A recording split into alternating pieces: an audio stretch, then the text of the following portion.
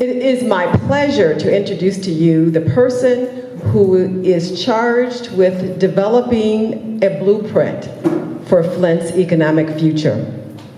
Roderick Miller is the CEO of Ascendant Global, a community and economic development consulting firm. His firm focuses on economic competitiveness, disaster recovery, and economic resilience, economic inclusion, corporate growth, organizational development, and real estate and placemaking. He launched the firm after more than a decade of practical and political policy economic development experience and leading economic development agencies in Detroit, and where he played a key role in the revitalization of Detroit, as well as New Orleans.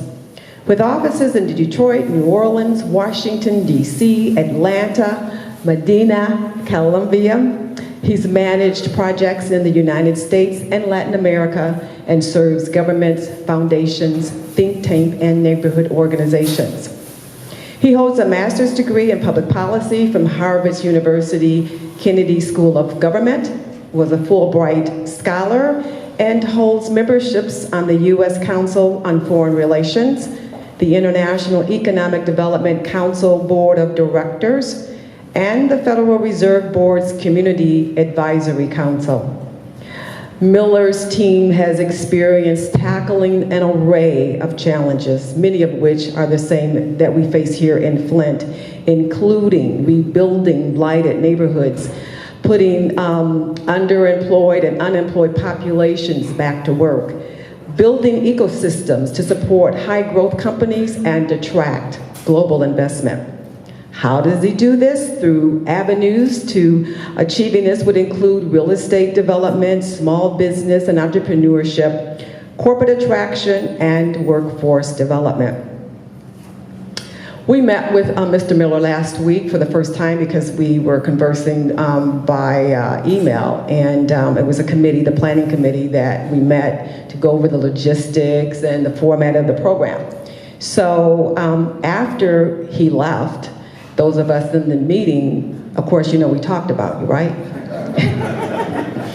And so it was a collective sigh of relief, because we all felt like, oh my gosh, this is so nice to have someone who's energetic, who's forward thinking, who's creative, out of the box, to really help us, do and move Flint forward. So that was our experience. So I'll let you all have the same experience. And without further ado, it's my pleasure to introduce a dynamic and progressive thinker, Mr. Roderick Miller. Okay, so I was trying to think, what should I talk about? This is my first time talking out in Flint. What are folks looking to hear? And how do I tie the international into it? So this should be interesting. But before I get going, I do want to recognize my colleagues that are here. Suzanne Wilcox, who's the Director of Planning at the City of Flint. Lynette Phillips, who's on the Economic Development team focused on small business. And of course, Sean Crowdy, who handles parks and recs and youth and all of that good stuff. So I want to thank them for coming out.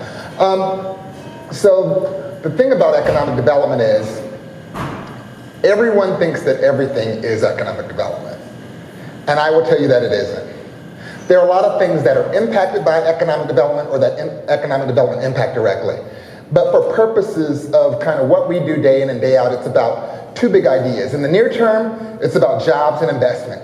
How do we bring more jobs, ideally higher quality jobs, better jobs, more competitive jobs across the spectrum for those that need it. And investment, how do we bring outside investment in? I can give you $1, you can give me $1, I can give him $1. We really haven't done anything. So how do we bring outside investment into the market to make the economy grow? That's what we're about. And that's a very transactional function. However, what really makes an economy grow is, on the face of it, you want the economy to be more attractive today than it was yesterday. You want it to be more attractive tomorrow than it is today. So ideally, when you look at the mix of competitiveness factors, those are things like infrastructure, real estate, infrastructure and real estate, security, fiscal policy, environmental policy, incubation, technology, openness, which is a measure of internationalism. How many foreign-born people do you have? How many international companies do you have? How much international trade is happening? Those are the things that make an economy competitive. Now, I'll start by sharing what Rod's view of the world and the U.S. economy today. And you can disagree with me, it's fine, we can chat about it.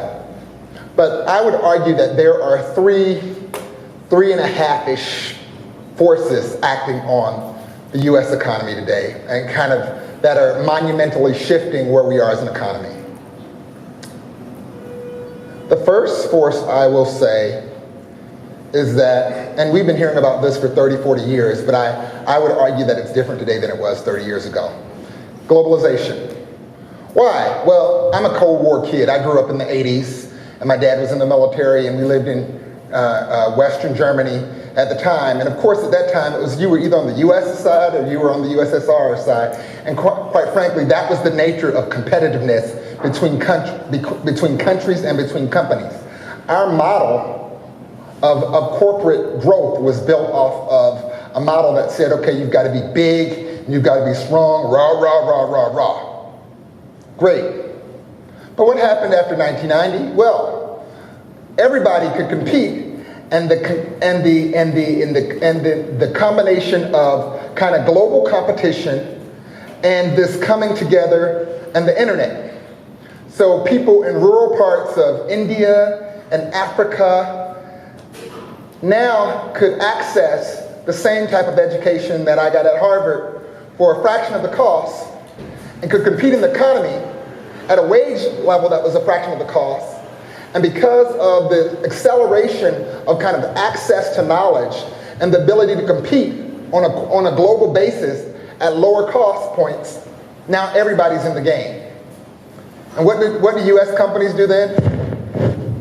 They go for cover. Why? Well, because now we've got a structure that's been built off of big companies, a structure that's been built off of big companies that have not just the responsibility of hiring people, but also covering healthcare costs, et cetera, et cetera, et cetera, et cetera, et cetera.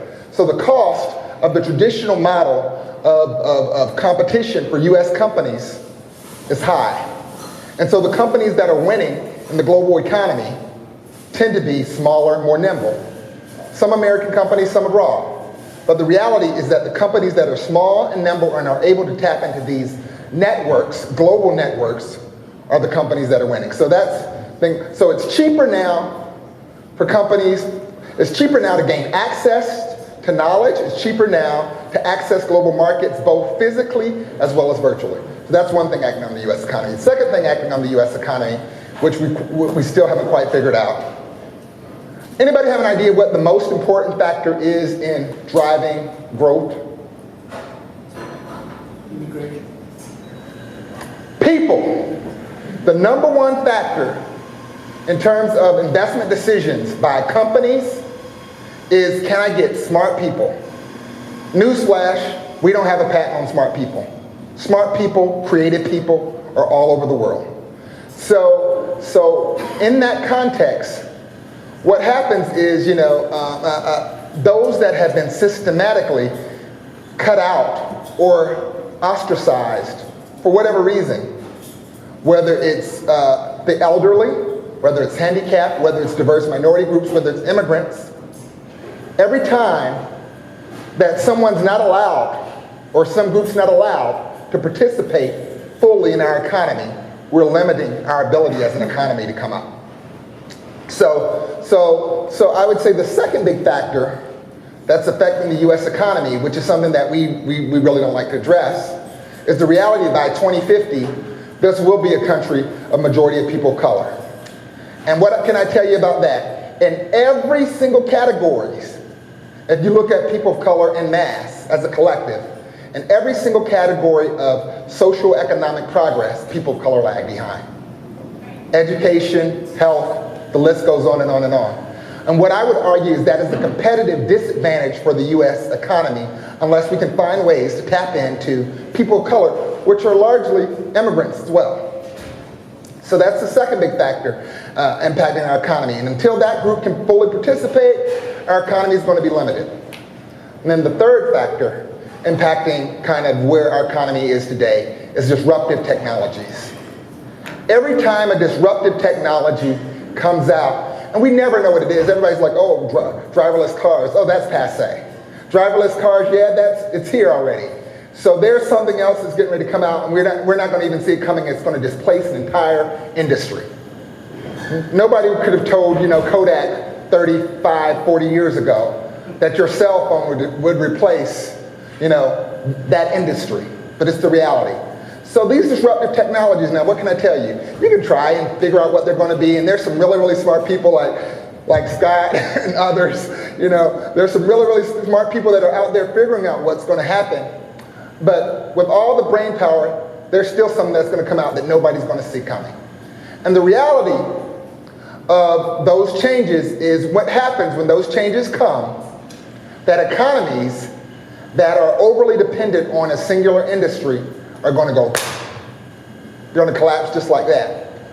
And so when I think about what my responsibility is here in the city of Flint, and it's really to figure out how to work with people like you and others so that we can both be transactional today, remember jobs and investment, but also position our economy for long-term growth so that it can be optimally competitive. And remember, these competitiveness factors are things like human capital, number one, infrastructure and real estate, fiscal policy, environmental policy, safety and security, incubation technology, and openness, how international you are. So as I come into this role, I think about, well, okay, Rod, all of that's real interesting, but what does that mean? So the strategy for how we're looking at these economies, I would say there's the 5 Ps. The first P is you got to have a plan.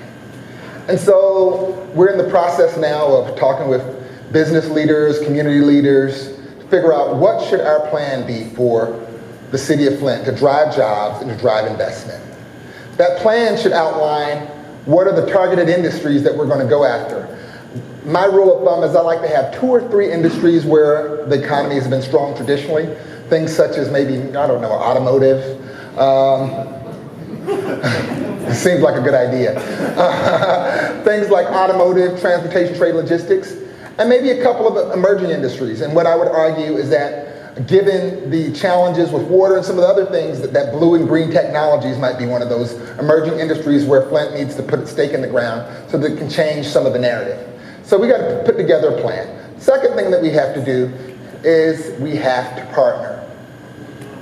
No matter how smart someone thinks they are, no matter how much power or how influential different groups are, no one group has the answer. This goes back to that idea of the bonus, the diversity bonus.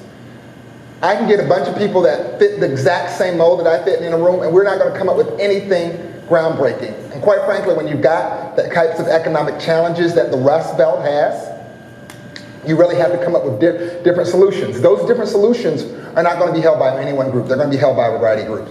Now, the challenge is that we live in a political world.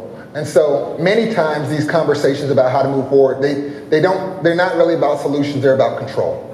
But my goal is really to figure out how do we establish a table and set a table so that different groups can participate in this conversation and bring the value that they bring to the discussion.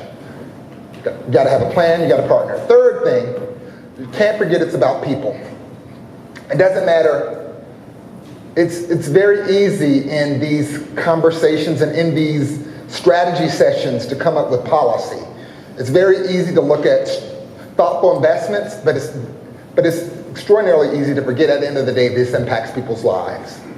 And so one of the things as we work with leadership here is to figure out who are the people of Flint? How many of you consider yourselves Flintstones? How many of you are native Flintstones? How many of you have adopted a Flint and it's become your home? It takes everybody.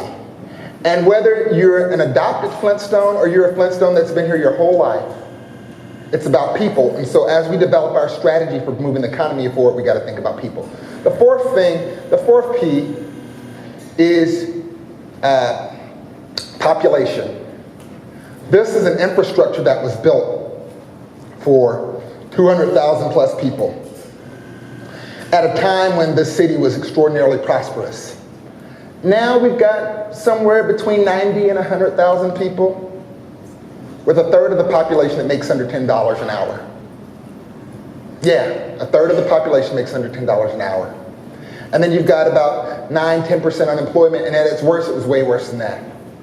So in that kind of environment, when you're thinking about how do you move things forward, you've got to stabilize the population. So we can't continue to lose population, and ideally we've got to lift up the caliber in terms of the income and the opportunities for the people that are here. And then the last P is promotion. What have I been most surprised about in my first 3–4 weeks on the job?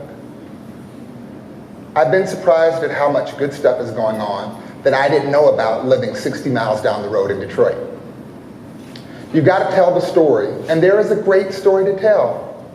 But if that story is not told, and you've got to own your story, because the reality is, if you don't own it, the media, the national media will.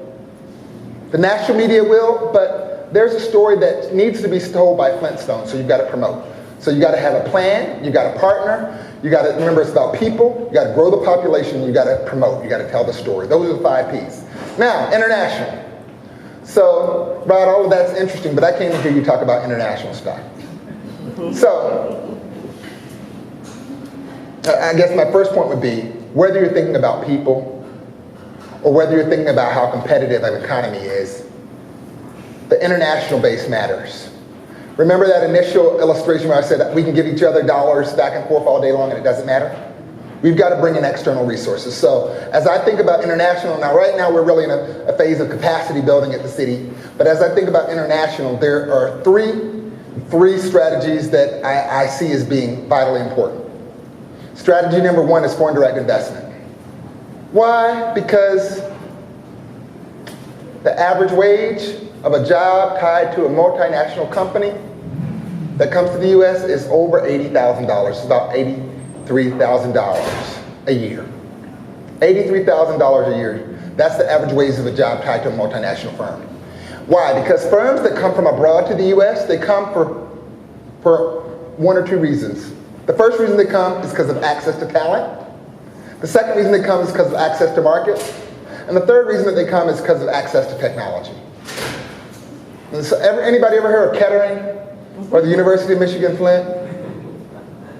These sorts of assets are going to be the foundation of our strategy. The best place to build an economy is from the strengths that you already have. So from an asset-based marketing perspective, we're going to figure out how do we position these markets position these assets in the global marketplace to attract new firms.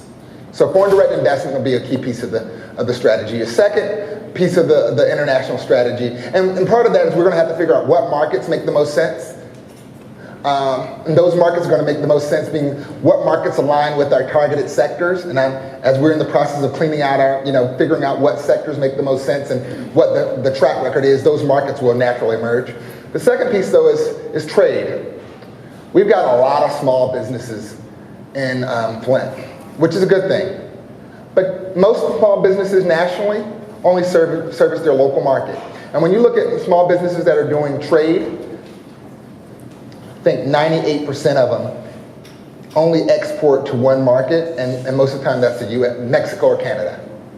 So when we look at the products and things being developed in Flint, the question is how do we access new markets and actually help local businesses grow their economy, grow their revenue streams through access to global markets.